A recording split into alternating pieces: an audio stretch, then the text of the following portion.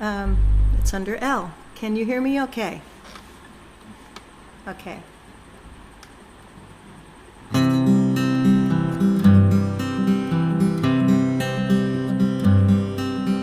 Life is a dream, time like a stream carries our burdens away.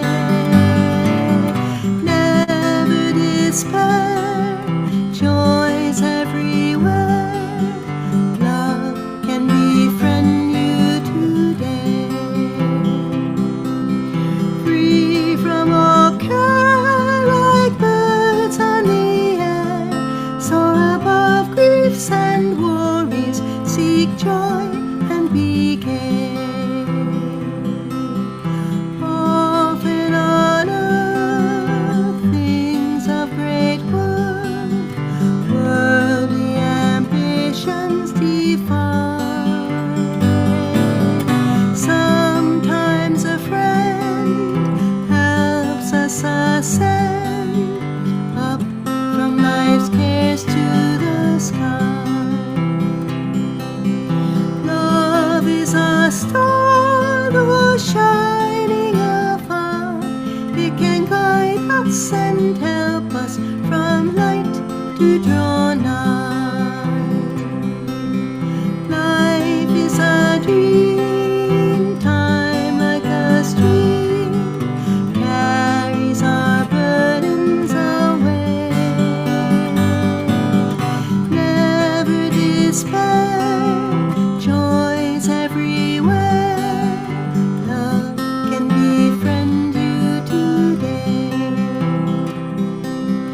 Free from all care, like birds on the air, soar above griefs and worries, seek joy and be gay. Often on earth, things of great worth, worldly ambitions define. Sometimes a friend helps us ascend up from life's cares to the sky. Love is a star, though shining afar. It can guide us and help us toward light to draw nigh. Love is a star, though shining afar. It can guide us and help us toward light to draw nigh.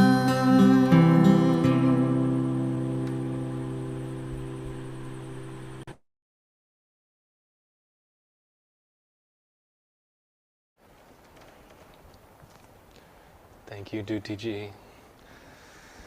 We'll continue with a chant. We'll start by chanting, listen, listen, listen. Calling out to the great masters with the music of your heart. Listen, listen, listen to my heart song.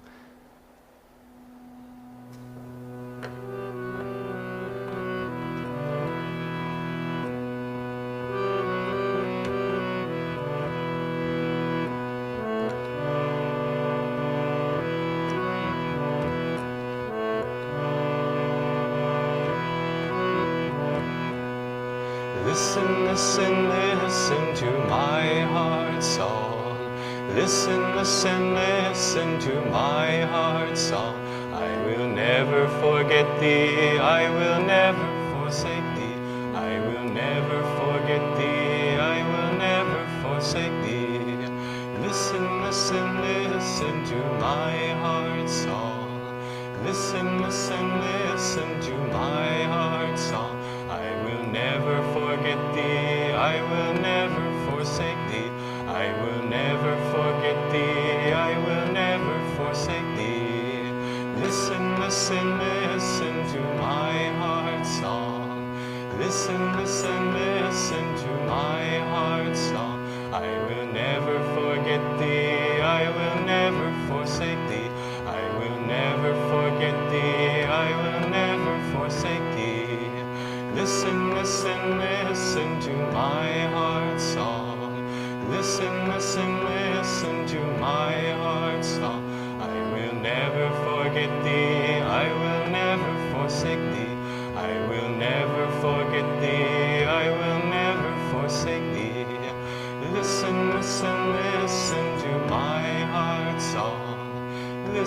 listen, listen to my heart's song. I will never forget thee, I will never forsake thee. I will never forget thee, I will never forsake thee. Listen, listen, listen to my heart's song. Listen, listen, listen to my heart's song. I will never forget thee, I will never forsake thee. I will never forget thee, I will never forsake thee. Listen, listen, listen to my heart's song. Listen, listen, listen to my heart's song. I will never forget thee, I will never forsake thee. I will never forget thee, I will never forsake thee. Listen, listen, listen to my heart's song. Listen, listen, listen to my heart's song. I will never forget thee, I will never forsake thee. I will never forget thee, I will never forsake thee. Listen, listen, listen to my heart's song. Listen, listen, listen to my heart's song. I will never forget thee, I will never forsake thee. I will never forget thee, I will never forsake thee. Listen, listen, listen to my heart's song. Listen, listen, listen to my heart's song. I will never forget thee, I will never forsake thee. I will never forget thee, I will never forsake thee. Listen, listen, listen to my heart's song. Listen, listen, listen to my heart's song. I will never forget thee, I will never forsake thee. I will never forget thee, I will never forsake thee. I will never forget thee, I will never forsake thee. I will never forget thee, I will never forsake thee.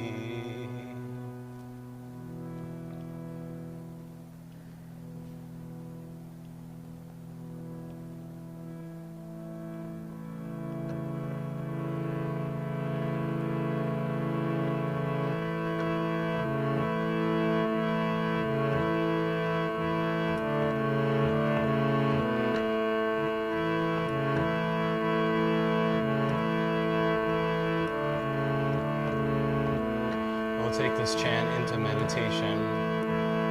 From joy I came.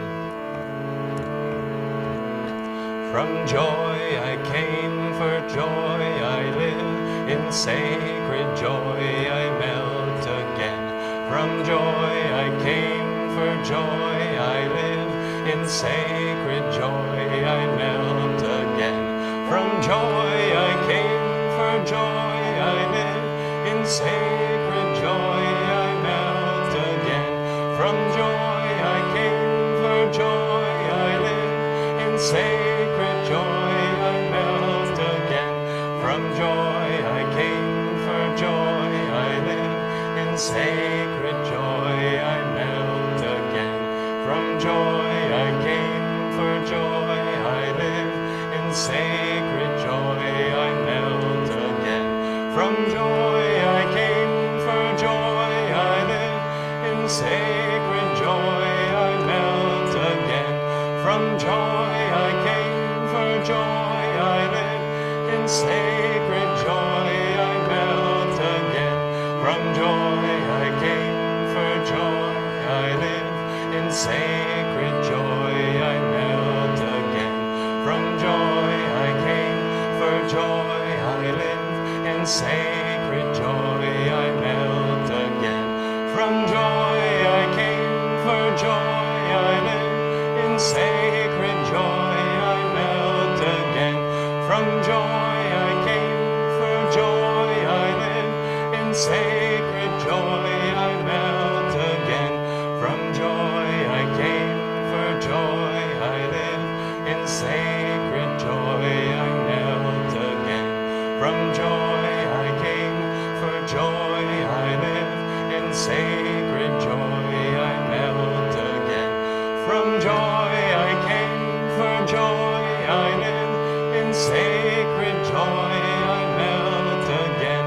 From joy I came, for joy I live. In sacred joy I melt again. From joy I came, for joy I live. In sacred joy I melt again. From joy I came, for joy I live. In sacred joy I melt again. From joy I came, for joy I live. In sacred joy I melt again. From joy I came, for joy I live. In sacred joy I melt again. From joy I came, for joy I live. In sacred joy I melt again. From joy I came, for joy I live. In sacred joy I melt again. From joy I came, for joy I live. In sacred joy I melt again. From joy I came, for joy I live. In sacred joy I melt again. From joy I came, for joy I live. In sacred joy I melt again. From joy I came, for joy I live. In sacred joy I melt again. From joy I came, for joy I live. In sacred joy I melt again. From joy I came, for joy I live.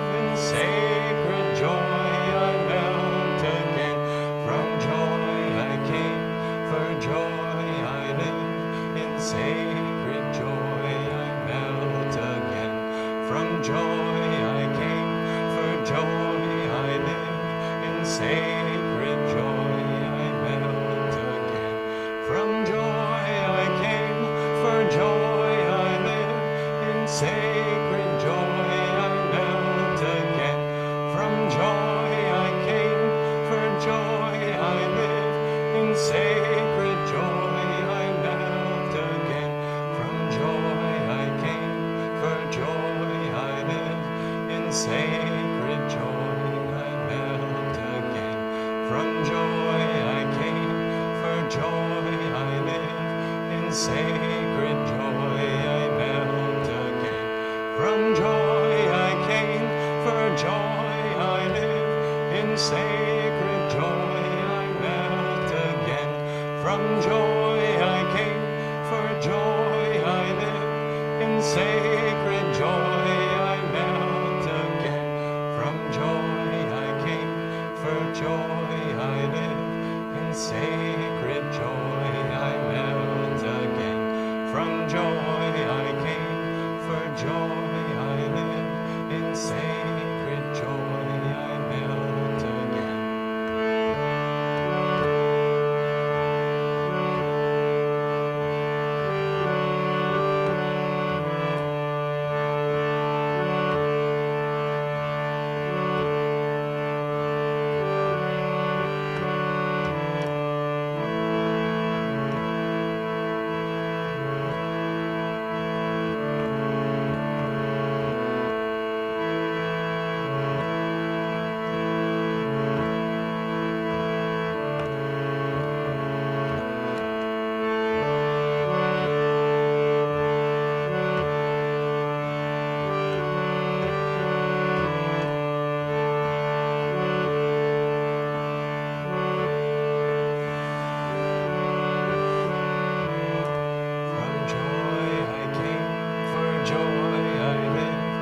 Sacred joy I melt again. From joy I came, for joy I live.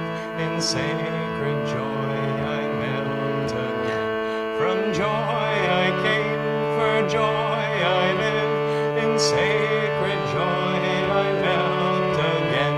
From joy I came, for joy I live. In sacred joy I melt again.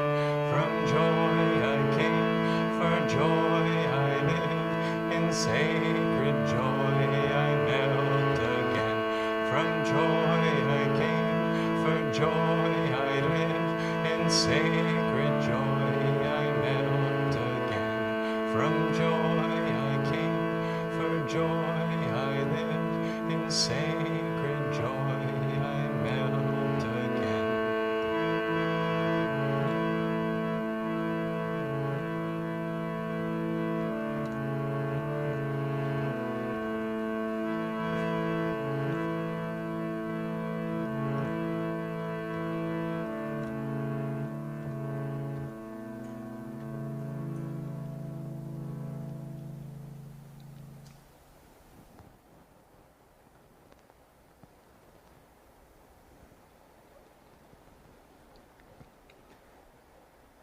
Dive deep into the blessings of the chant.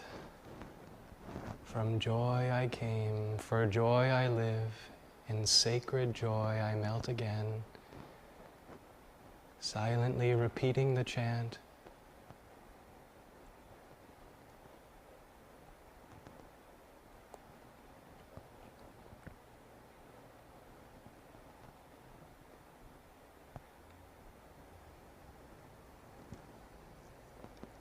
Lift your attention to the point between the two eyebrows, and as the chant fades away, meditate in sacred silence.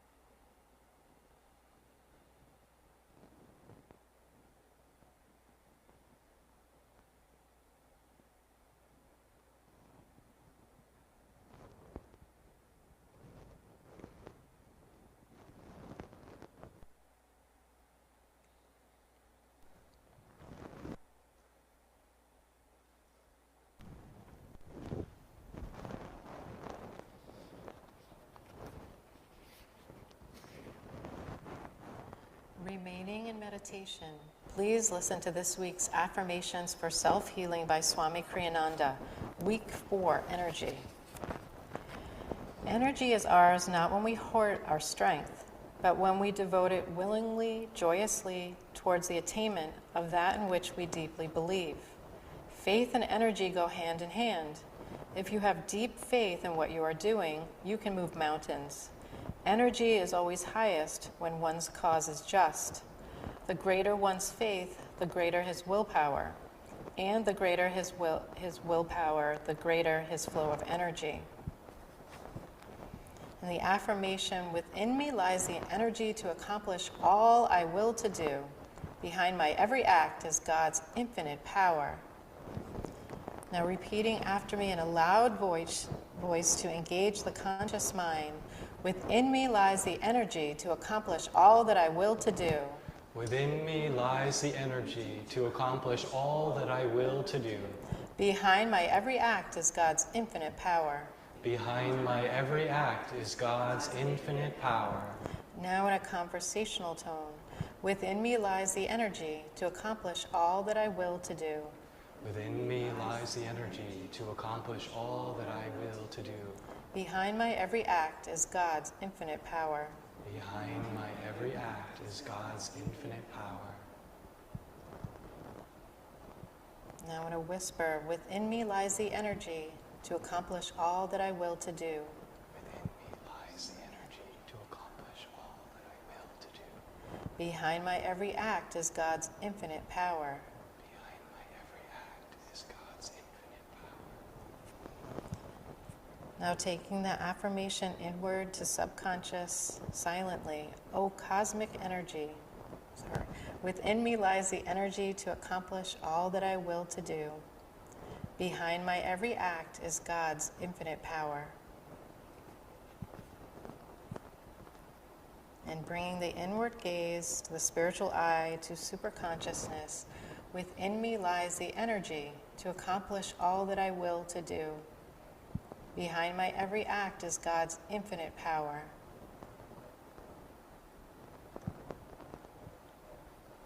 And the prayer, O cosmic energy, vitalize all the cells of my body, recharge my mind with boundless inspiration, fill my soul with thy inexhaustible joy.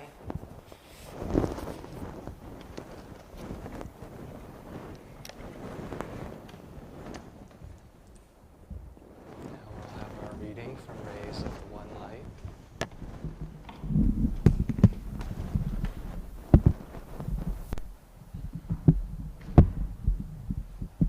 Nice and close. All right. Readings from Rays of the One Light. Weekly commentaries on the Bible and the Bhagavad Gita by Swami Kriyananda. Week 4, The Infinite Christ. Truth is one and eternal. Realize oneness with it in your deathless self within. The following commentary is based on the teachings of Paramhansa Yogananda. The Gospel of St. John contains some of the most profound spiritual teachings in the Bible. In the first chapter, many subtle truths are suggested concerning higher stages of self-realization. Here, John the Baptist is described as one reaching up towards that high state. He was not that light, the Gospel tells us, but was sent to bear witness of that light. Jesus Christ, by contrast, is described as the light itself. That was the true light, which lighteth every man that cometh into the world. He was in the world, and the world was made by him, and the world knew him not.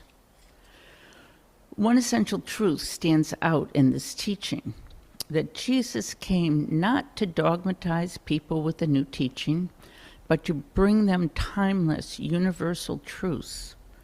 Disciples saw the Master clothed in human form, and therefore judged him in terms of his greatness relative to the greatness of other teachers.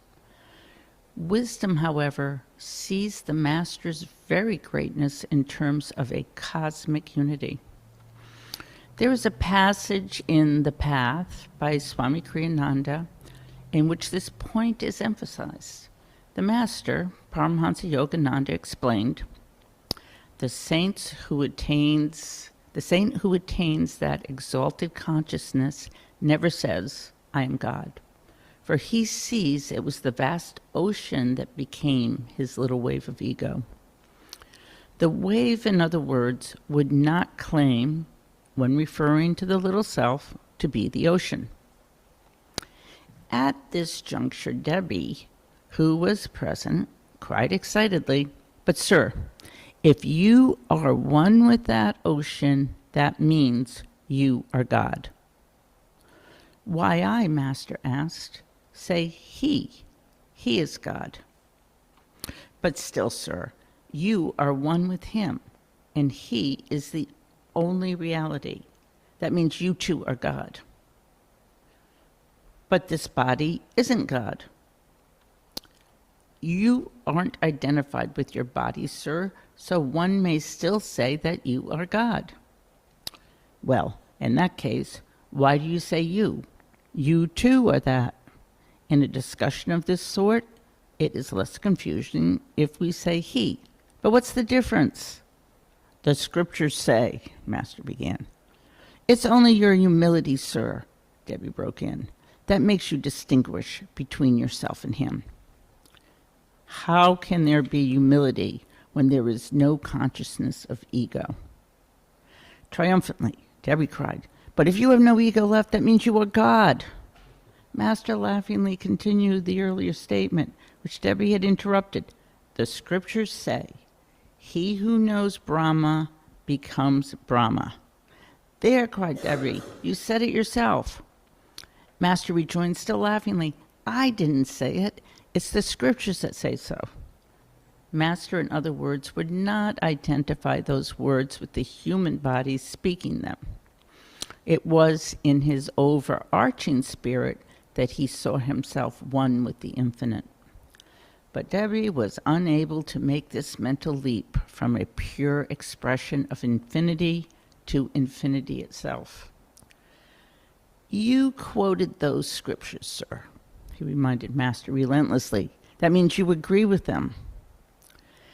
Recognizing that the distinction was perhaps too subtle for many to grasp, Master concluded, "Well, he who says he is God isn't God.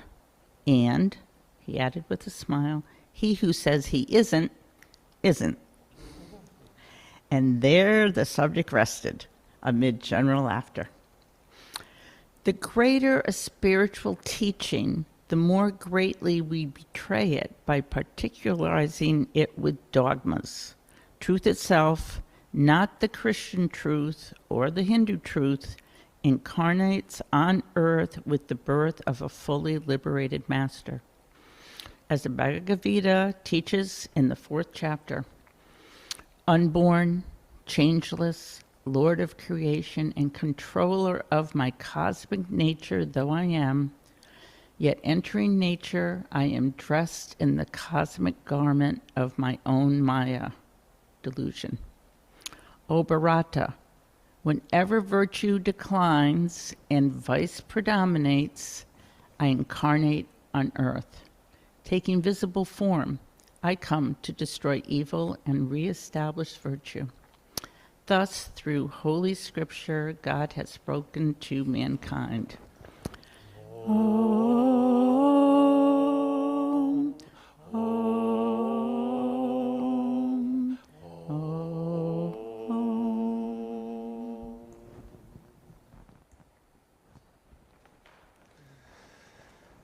Thank you, Nancy. That is a tough reading.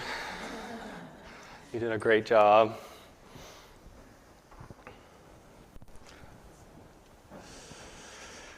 So good morning, everyone. There's a total of 6 of us here in the church, and I don't know how many people are online at home, but isn't this such a beautiful thing? This started in the pandemic during COVID times where we weren't able to have service. I think we missed 1 week, which we all went to the beach, and it was really fun. And then for the very next week, we were leading service online from Kelly's house, and we haven't stopped since. So it's such a blessing that we have this whole setup. And it's also a blessing to see that new people are coming up to read and that new people are taking on tech. It's beautiful to see how Master inspires so many. So let's continue with a reading from Whispers from Eternity. This is a little bit of a longer one. It's one of Master's poems. I didn't pick it, Master did, and I think it's just perfect for today. It's called The Lost Two Black Eyes, written after my mother's death. Yogananda writes, "Whence came that black-eyed vision? It flickered in my life a fleeting moment. Whither did it vanish? The twilight of many incarnations burned in those eyes. Many lights of my love's dreams have met before in the bower of those eyes. Today, but a godless altar, lifeless, empty eyes are all that remains before my outward gaze. O thou secret queen of the highest heavens, from what unknown region didst thou come on tiptoe silently to bewitch with hidden meaning those two perfect eyes? When bitter speech sometimes and sadness of a higher yearning drove me to seek firm answers, often I discovered safety in the harbor of those two eyes. Now death, a life-disrupting earthquake, has removed from me forever those dream-sheltering eyes. Wind-driven from the harbor of those eyes, I sailed my boat seeking thee again, in the sea, in the sky. Threefold sorrow, no nurturing, no comforting, no loving smiles. Storm-driven, the boat of my life, now motherless, is without a rudder. Therefore now my boat sails on through unknown regions, rudderless, directionless, searching through sea and sky for those two lost dark eyes. Many other starry eyes twinkled in black depths, hinting at kindness and sympathy, but they were not those two black eyes I had lost. Many black eyes, affection saturated, called to me, offering to appease my motherless sorrow, to make me feel less bereft and orphaned. But how could any match the love call in the glance of those two lost dark eyes? The love in those two black eyes, like the moon, had set upon the region of all eyes everywhere. Seeking those two eyes in memories of past births and deaths, in countless lives and in countless broken dreams, in lands both known and unknown, at last I found my mother's eyes in the all-penetrating eyes of my Divine Mother. Divine Mother's countless black eyes pervaded all space, and gazed at me from all hearts. They lurked at the cores of all planets and shone with supportive love from all stars. Within and outside of everything, those two dark eyes gazed at me tenderly everywhere. Ever seeking my departed mother, I found the deathless mother of the universe. What I had lost in my earthly mother's death, I found again forever in my cosmic mother. My human mother's dear lost black eyes I found smiling at me tenderly from the heart of all space and at the soundless center of all atoms. I asked my Divine Mother, "Oh, how cruelly, carelessly, without warning didst thou strip away the diamond of my mother's love from the ring of my heart? Why, Mother, how couldst thou have hurt me so?" The cloud voice of my Divine Mother then spoke, thrilling my inner firmament. "Many times have I fed thee with milk from the breasts of many mothers. This time, the loving black eyes of your mother, though lost for a little while, were none else but I, my very self. When I saw that thy wisdom and thy cosmic love had lost their way, in the jungle of those two dark eyes, I set fire to that alluring darkness. I stole from thee those two imprisoning black eyes, to free thee that thou mightest seek their essence in my eyes, and mightest find that essence then in the soulful eyes of all earthly mothers. Behold, the eyes of all are but dim suggestions of my eyes. I broke that dream-made, finite mother form of mine, that thou mightest behold me, thy infinite mother, in the form of every soulful woman and in my own shining cosmic form.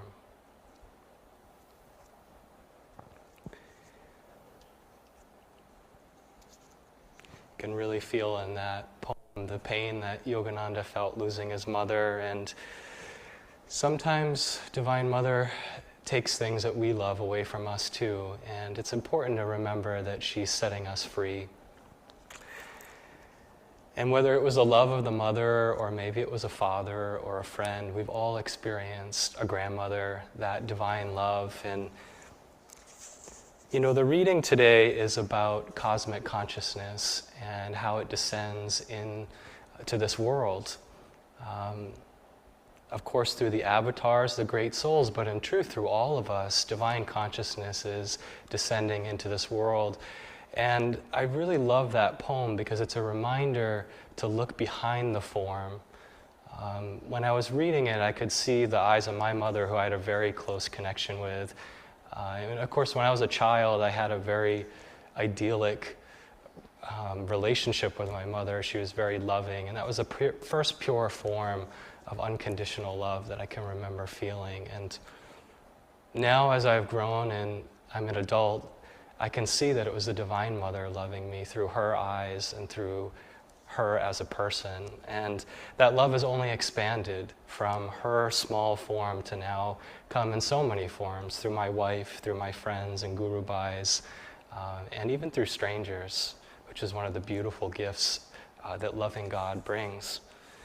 So, again, Nancy, you did a wonderful job reading this week's reading, The Infinite Christ.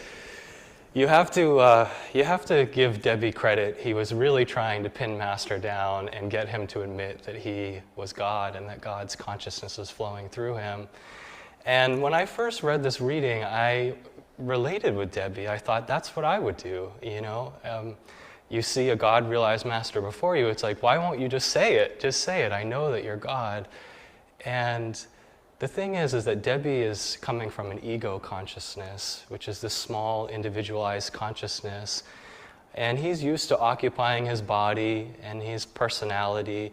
And what he's asking Yogananda to do is to take that cosmic consciousness that he lives in and to identify it with such a tiny and small form.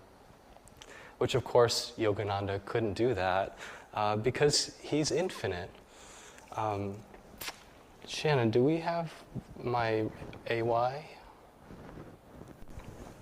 Just a moment. I'm just going to get a copy of the autobiography of a yogi because I have some quotes that I want to share from there. Because it's not so simple to imagine what the consciousness of a master is like. I mean, imagine, we are so used to the confines of this little body, and sometimes in meditation, thank you, and in rare moments, we feel the expansion of our consciousness and we have a taste of cosmic consciousness. But a master, an avatar, lives in that consciousness eternally, 24 hours a day. They are ever immersed in that consciousness. So I just want to share a few quotes from a chapter in the autobiography of a yogi, which, by the way, this is our Bible. So as you go through your day, as your week, this is a wonderful book to just open to a random page and see what inspiration comes through. So in the AY, in this particular chapter, Experience in Cosmic Consciousness, Master writes a poem called Samadhi, which, by the way, he wrote on the subway in New York City. And I was visiting New York City recently, and I could tell you that this was not my experience on that subway. But boy, we have something to strive for.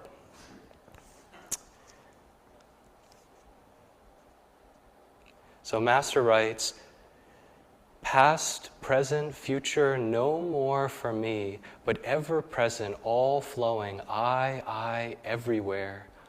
Planets, stars, stardust, earth, volcanic bursts of doomsday cataclysms, creation's molding furnace, glaciers of silent X-rays, burning electron floods, thoughts of all men, past, present, to come.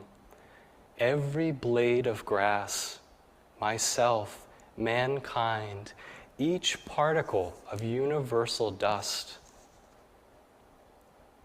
imagine what that consciousness is like to be in every single blade of grass. He has one about sand. I was on a beach recently. As I was reading this poem, just give me a moment to find it here. The sparrow, each grain of sand. When I read that, I took a little palmful of sand and I dumped it out. Can you imagine how many grains of sand are on one beach, let alone on the countless planets all throughout our cosmos? And you know, Sri Yukteswar said that the material plane sits like a little basket underneath the cosmic balloon of the astral world. So the consciousness that Yogananda lives in is so far beyond anything we can ever imagine. Yet he writes, "From joy I came, for joy I live, in sacred joy I melt. Myself and everything enters the great myself. Spotless is my mental sky, below, ahead, and high above. Eternity and I, one united ray, a tiny bubble of laughter, I am become the sea of mirth itself." So not only is that consciousness that he lives in expansive, but it's also blissful. And each one of us have experiences of this bliss.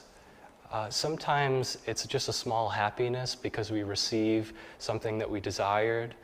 Sometimes it's a bigger joy that we feel a sense of unity with the space around us or with a special someone in our life that we love. It can be with our pets.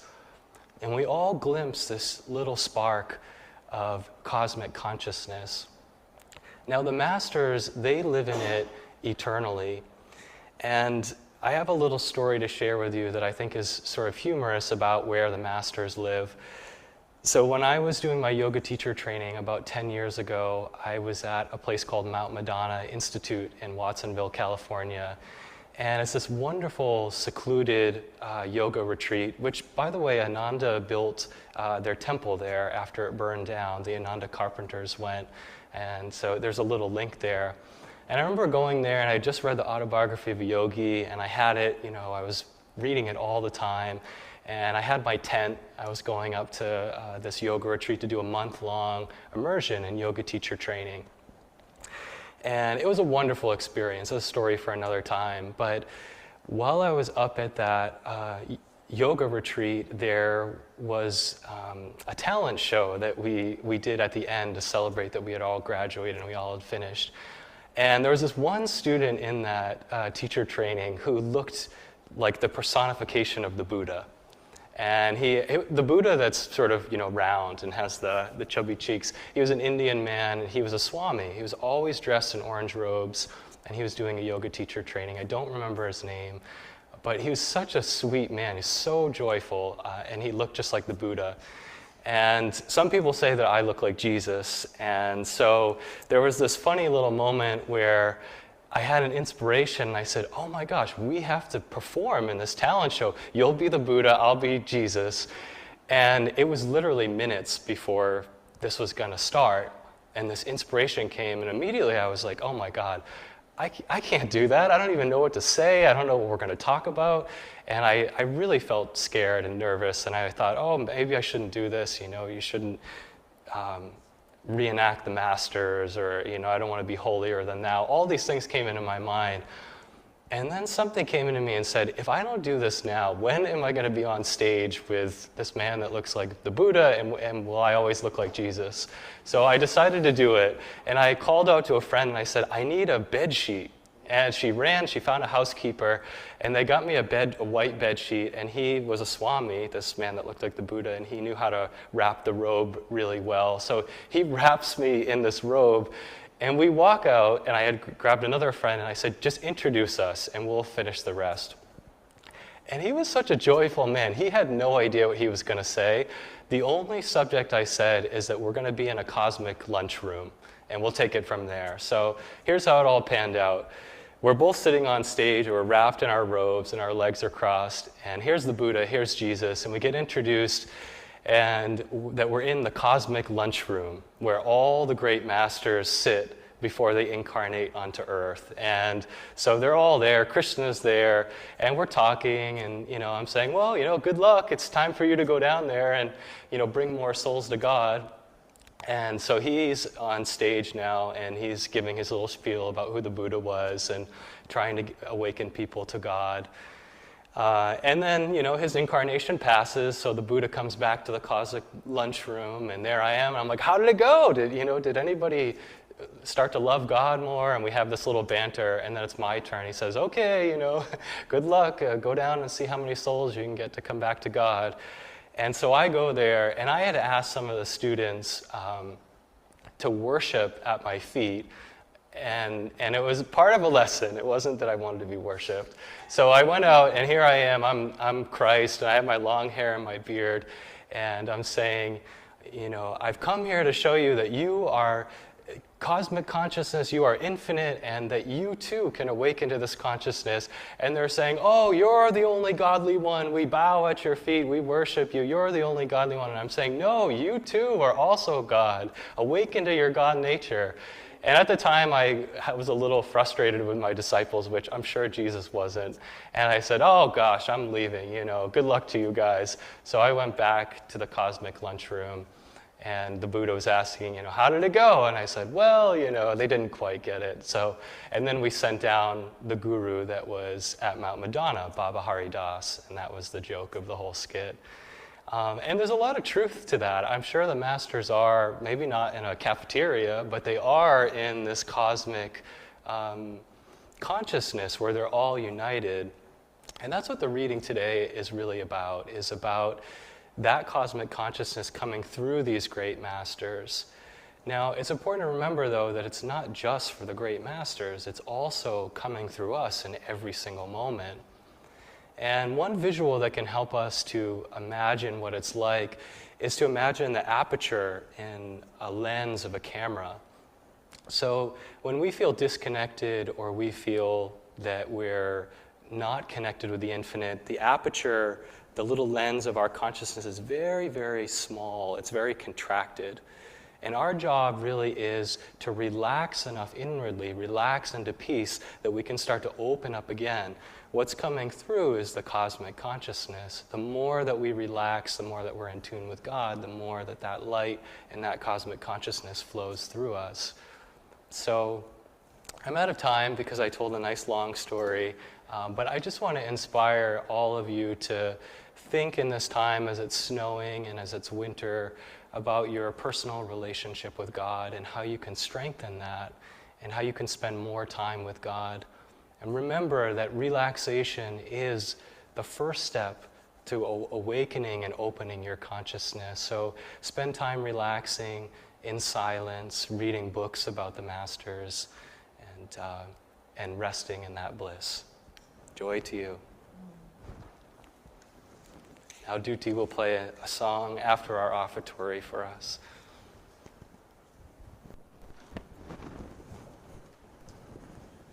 Please take what you would like to give, place it in your right hand, and repeat after me. Divine Mother, we offer to thee the fruits of our labors. We offer to thee the fruits of our labors. Bless this offering. Bless this offering. That it serve as a channel of light. Let it serve as a channel of light. To truth-seeking souls everywhere. To truth-seeking souls everywhere.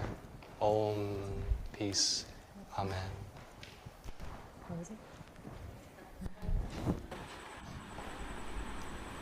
David requested this song, Love is a Magician, which in an interview at one point Swami said that was the most important thing that he had done in this lifetime.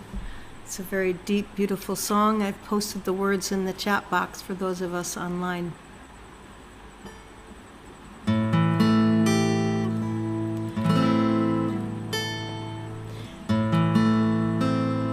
Love is all I know, sun rays on the snow of a winter long, in darkness without song. Oh, my heart's afire,